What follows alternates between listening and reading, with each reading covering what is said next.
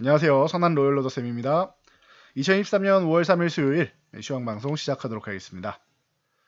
자, 먼저 다우지수입니다. 전일 다우 증시는 20선 지지력 테스트 보이면서 아래쪽으로 한번 흔들었습니다. 여전히 은행권 리스크 얘기가 좀 나오면서 퍼스트 리퍼블릭 얘기가 나온 거죠. 그래서 살짝 흔들었는데 계속 말씀드리지만 지금 미증시는 박스권 안에서 살짝 이탈했다가 다시 회복되고 박스권 중심선 정도 위에서 움직이는 모습이다라고 명확하게 설명드렸습니다. 그리고 중심선 정도는 이탈하지 않고 아랫골이 달면서 마무리해주는 모습 정도, 이 정도로 보시면 될 것 같아요. FOMC 경계감이니 뭐니 하는데 딱히 경계할 게 없습니다. 이번 FOMC는. 그러니까 그런 괜히 이슈 하나 있다고 갖다 붙이기 식으로 보는 것보다는 지금 구간은 아직은 이제 그 상단을 돌파하지 못했기 때문에 자연스러운 움직임이다. 그리고 21선 공방 펼치고 있다 정도로 보시면 됩니다. 자, 나스닥 같은 경우도 12,000포인트 돌파한 다음에 12,000포인트 지지력 테스트 한번 받았다 정도로 보시면 돼요. 중요 포인트 구간을 이제 넘어가느냐 혹은 넘어간 이후에 쉬느냐, 보면은 이제 전고점 부분에서 아직 못 넘어가고 이제 전고점 부분을 계속 두들기고 있는 모습이죠. 근데 여러 번 이렇게 두들기면서 급락이 이렇게 한번 나오지 않으면은 돌파하겠다는 뜻이겠죠. 그래서 이 구간을 12,000포인트를 이탈하느냐 마느냐, 이 구간을 좀 유심히 보시면 될 것 같아요. 흔들기 정도는 괜찮아요. 근데 이탈하지 않는 게 중요하다 보시면 되고요.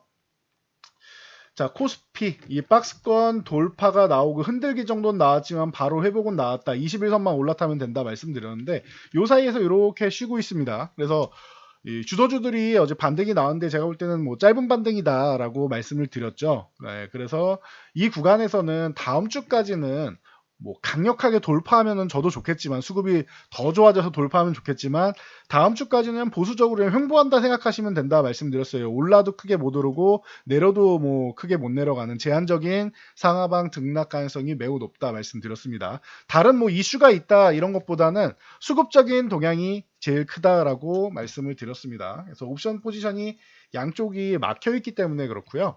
오늘 보면은 주식을 매도하거나 그러지는 않죠, 외국인들이. 그러니까 외국인들이 15조 이상 매수해 놓고 그냥 대기하고 있는 거예요. 그리고 선물을 1일1비하고 있어요. 하루 대량 매도했다가 하루 대량 매수했다가, 이거 여러분들 그냥 헷갈리시라고 하는 거예요.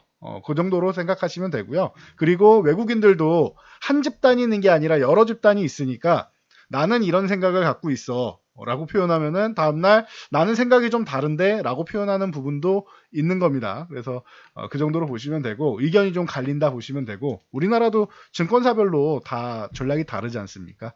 네, 보시면 되고, 이제 옵션 동향 같은 경우는 거의 매매 동향이 없다라고 보시면 돼요. 그래서 말씀드렸듯이 제한적인 등락 정도 보시면 되고요.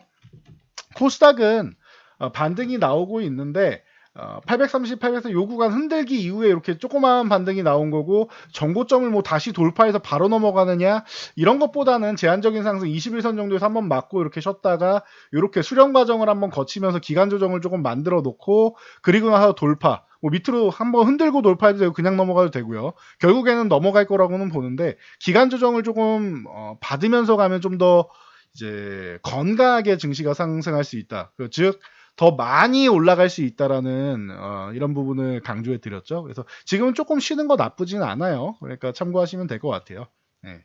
자, 그래서 시황 얘기는 계속 말씀드려 왔고, 별로 여러분들이 딱히 그렇게 지수 크게 신경 안 쓰셔도 되고, 지금은 대신 에코프로나 이런 종목들 올라오는 거 짧게 보시라고 말씀드렸어요. 삼성전자는 지금 67,000원 아직 돌파 못하고 있고, 일단 21선 위쪽에 올라왔으니까 양호한 흐름이고, 중요한 거는 이 에코프로 같은 경우가 올라왔다가 바로 못 넘어간다라고도 말씀을 드렸죠. 70만원 이렇게 이탈하는 모습 괜찮아요. 그냥 이렇게 해서 박스권 이렇게 형성하는 것도 괜찮고요. 60만원하고 80만원 사이 이렇게 박스권 그리는 것도 괜찮고요.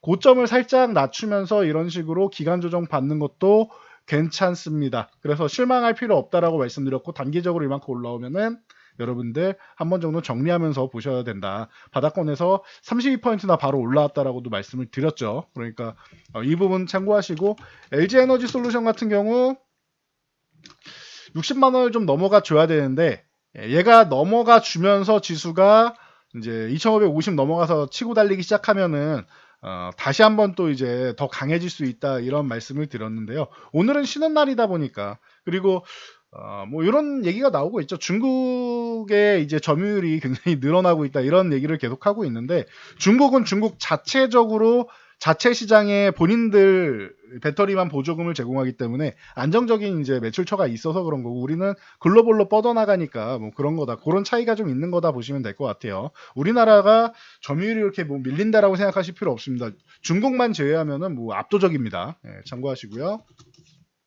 자, 그래서 오늘 테슬라 쪽에서 뭐 최근에 얘기 나왔던 이 히토류를 사용 안 한다. 중국이랑 자꾸 얘기하면 히토류 가지고 무기화하니까 그래서 페라이트가 대체 상품으로 올라왔죠. 그래서 뭐 유니온 머티리얼즈 같은 경우가 오늘 뭐 상한가에 들어갔는데 기존에 이렇게 꾸준하게 올라오면서 뭐 이게 미중 무역 전쟁 쪽으로 히토류 얘기 계속 나옵니다 말씀을 드렸는데 지금 딱히 좋은 상황이 아니고 우리나라도 중국이랑 대만 관련 이슈 쪽으로 해서 서로 좀 불편한 기색을 계속 내비치고 있었는데 그러다 보니까 유니온 머티리얼즈가 뭐 테슬라의 이제 선언 이후로 상승 그리고 오늘 상한가까지 들어가는 모습. 이제는 이제 유니온 머티리얼즈는 제한적인 상승만 보이는 거다라고 보시면 돼요. 유니온 머티리얼즈 그리고 유니온 같은 경우가 오늘 좀 같이 움직였죠. 상한가에 못 들어갔지만 중상한가 정도 수준으로 굉장히 좋은 모습 보였다라고 생각하시면 될 것 같습니다. 뭐 이지라던가 뭐 이런 종목들 같이 움직였고 뭐 사마전기나 이런 종목들 사마그룹 쪽도 많이 움직였었죠. 참고하시면 될 것 같고 자 사실 뭐 이 포스코 그룹 같은 경우 포스코 퓨처엠이 대장이었는데 얘도 좀 쉬어줘야 된다라고 말씀을 드렸죠. 근데 에코프로만큼 오래 쉬지는 않아도 돼요. 단기적으로 좀 올라온 거 피로감만 약간 식히고 그 다음에 다시 올라가도 괜찮습니다. 그리고 포스코 퓨처엠이 이렇게 빡덩거리는 건 더 좋은 거고요. 그래서 이 정도까지 체크하시면 되고 이 포스코 홀딩스 같은 경우는 이제 그 인도네시아 같은 경우에 2차 전지용 니켈 공장 신설했다라고 하죠. 그래서 이런 흐름이 나왔다 정도 보시면 될 것 같아요. 이게 좋은 이유가 뭐냐면은 인도네시아는 세계 1위 니켈 보유 국가입니다. 그리고 포스코 그룹주는 아르헨티나의 리튬호수 250조 가치에 있는 리튬호수를 가지고 있고요. 그러니까 남미에서도 이제 가져올 수가 있고 이제 아시아권에서도 가져올 수가 있고 해서 이제 이런 부분에 대해서 니켈 확보 쪽으로 해서 이제 좀 우선적인 위치에 있다. 그러면 포스코 그룹주는 여전히 뭐 좋다라고 말씀드렸죠. 그러면은 포스코 엔텍 같은 경우가 아직 안 움직이고 있는데 이 종목이 이렇게 좀 뭐 쉬면서 22,000원 유지해주면 아주 좋습니다. 이렇게 해서 슬슬 이제 모아가다 보면 얘 한 번 정도 이렇게 기술적 반등 뭐 28,000원이 됐든 28,000원만 해도 지금 어마어마하죠. 단기적으로 28,000원까지만 올라도 좋고 만약에 더 넘어가서 3만원대 가지면 아주 좋은 뭐 이런 상황 정도로 해서 단기 반등 정도 에코프로 단기 반등 노린 것처럼 후발주로 이런 종목들 모아가는 것도 방법이 된다라고 설명드렸으니까 이 부분 참고하시면 될 것 같아요.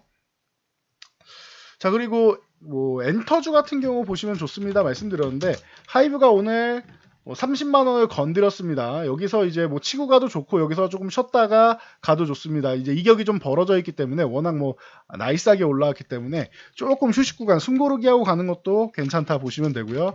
큐브엔터 같은 경우 우리 좀 같이 보자라고도 말씀을 드렸었는데 큐브엔터 같은 경우도 지금 26,000원 구간 다시 한번 돌파 시도하고 있죠. 계속 두들기고 있고 빠르게 올라왔는데 여기서 한번 숨고르기 하고 넘어가면은 뭐 괜찮습니다. 올라가서 숨고르기 하느냐 아니면 여기서 한번 숨고르기 하고 돌파하느냐 이 차이라고 생각하시면 돼요. 그래서 큐브 엔터 그리고 뭐 SM 같은 경우도 이제 매각 이슈 끝나고 나서 다시 한번 이제 10만 원 위쪽으로 올라와서 이제 꾸준하게 완만하게 상승 구간 만들고 있다라고 말씀드렸는데 SMCNC가 아직 올라간 게 아예 없다라고 말씀드렸습니다. 바닥권에 있으니까 얘는 근데 원래 후발주예요. 그래서 나는 좀 빨리 움직이는 게 좋다 생각하시면 21선 올라타는 거 확인하고 보셔도 됩니다. 그렇게 보셔도 되고 디어유 같은 경우도 뭐 한 차례 이렇게 올라왔다가 쉬고 있는데 이렇게 밑에 있으면은 편안하게 또 모아갈 수 있는 구간이 되겠죠. 그래서 이렇게 보시고 JYP 같은 경우는 가장 뭐 편안하게 볼 수 있는 종목이다. 이런 부분도 꾸준히 설명드렸으니까요. 참고하시고요.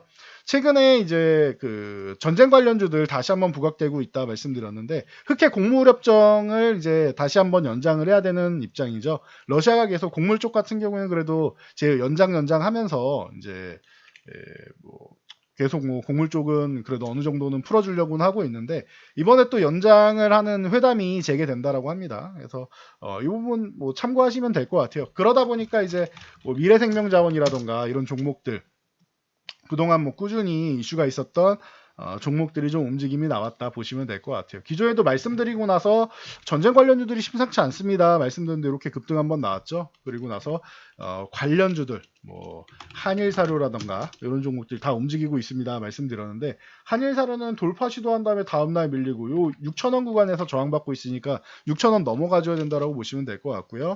뭐 한탑이라던가 신성홀딩스, 뭐 대주산업 등등 이런 종목들 전체적으로 좀 움직임이 나왔다라고 보시면 될 것 같습니다. 자, 그리고 뭐 미국의 이제 퍼스트 리퍼블릭 같은 경우는 이제 JP 모건에서 이제 전격적으로 인수를 뭐 했다라고 하는데 그럼에도 불구하고 우리나라 뭐 이 뭐 KB금융이나 뭐 이런 쪽에서는 좀 약세를 보이고 있습니다. 은행주들은 사실 너무나도 뭐 좀 불쌍하다시피 할 정도로 아래쪽에 있는데 항상 말씀드리지만 우리나라 은행주만큼 안 움직이는 종목은 없는 것 같습니다. 저평가되어 있는 종목도 없는 것 같고 그래서 뭐 이런 종목들은 만약에 뭐 노려보면서 이제 같이 올라와주면 좋겠는데 사실 은행주는 너무 무겁다 보니까 그렇게 딱히 손길이 잘 안 간다라고도 말씀을 드렸죠. 요거 뭐 참고 정도 하시면 될 것 같고요. 그래도 이번에 뭐 금리 인상하면서 앞으로 금리 인상 안 한다라고 일단락 짓는 것만 아니면은 뭐 제롬 파월이 워낙 뭐 극단적인 사람이기 때문에 갑자기 또 스탠스를 변경할 수는 있겠지만 그렇게 뭐 확정지어서 말하지 않는다라고 하면은 뭐 금리 인상 아직 끝나지 않은 것 같습니다라고 하면서 뭐 금융주도 이렇게 살포시 기술적 반등 정도 뭐 나오는 것도 방법은 나올 수는 있겠죠. 그래서 그런 거를 뭐 기다리실 거라고 하면은 뭐 금융주 쪽 보시는 것도 방법인데 저는 그렇게 뭐 선호하지 않는다라고 꾸준히 말씀드렸습니다. 이거 뭐 참고하시면 될 것 같습니다. 그래서 이 정도까지 체크하시고 어제 올라왔다고 제가 뭐 딱히 그렇게 환호하지 않고 뭐 제한적인 등락만 있을 거니까 지금 조정 끝난 거 아니고 다음 주까지는 지켜보시면서 그 다음 주까지 연결되느냐 아니면 5월 안에는 이제 어느 정도는 또 이제 결과가 나올 수는 있는데 일단 좀 지켜보면서 판단하면 된다라고 말씀드렸듯이 지금은 좀 차분하고 침착하게 보시면 되지 않을까 싶습니다. 무리해서 매매할 생각하지 마시고요. 편안하게 시장 보시기 바랍니다. 조정 구간에서는 바닥권에서 올라오는 후발주들 이런 쪽 보시면 돼요. 그래서 뭐 지난번에도 뭐 레인보우 로보틱스, 뭐 코난 테크놀로지 이런 종목들 말씀드렸고 뭐 코아시아 같은 경우도 이런 종목도 같이 볼 수 있습니다. ARM이 이제 나스닥 상장하면은 ARM의 이제 최고 등급 이제 고객사죠. 그러다 보니까 이 파트너사 중에서는 코아시아 같은 경우도 같이 볼 수 있고 뭐 AD 테크놀로지나 뭐 이런 종목들 같이 다 볼 수 있으니까 참고하시면 될 것 같습니다. 편안하게 보세요. 자, 오늘은 여기까지 말씀드리고 물러가도록 하겠습니다. 자, 영상이 도움되셨다면 여러분들 주변 분들께도 저희 채널 추천 한번 부탁드리고요. 영상 잘 참고해서 모두 안전 투자하시기 바랍니다.